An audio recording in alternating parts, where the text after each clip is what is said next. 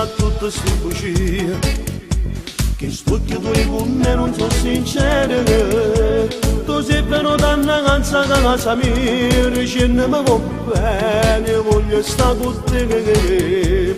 Ma sono stancata a sentere queste cose, io non sto solo, io sono già sposata. Io voglio bene a sta famiglia mia e poi c'è una mattina non la lascia mai. Se mi va bene lasciami perdere, se mi va bene non mi scendere cana.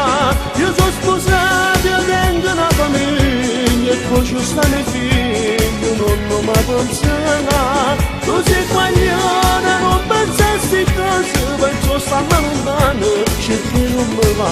Se mi va bene lasciami perdere, se mi va bene non mi scendere cana. Io sono sposato e tengo una famiglia e poi ci stanno i figli, non mi mai pensare. Tu accompagni da moglie mia, tu accompagni da moglie mia. stato troppo bravo se io vero, Sono stato troppo bravo, sì, io vero. tu l'hai ingannato bene che parole da vicino da io, pare a me. Dovrei che stare fermo con queste mani e che non mi toccare. E stare fermo, non ti avvicinare. Non cercando passato, perché se si affaccia la moglie, mamma mia sul cazzo, Se mi va bene lasciami perdere, se mi va bene non mi scendere cana. Io sono sposato e tengo una famiglia e poi ci stanno i figli, non mi pensa. Tu sei guaglione, non pensa a sti cose, penso stiamo lontano, cerchi non mi va. Se mi va bene lasciami perdere, se mi va bene non mi scendere cana.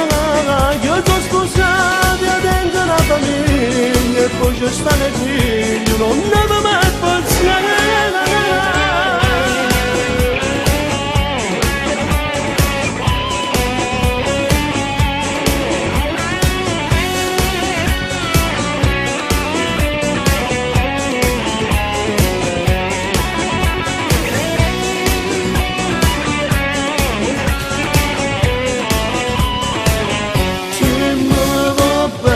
Lasciami perdere, se mi va bene non mi scendere cana. Io sono sposato e tengo una famiglia e poi ci stanno i figli, non mi mai pensare.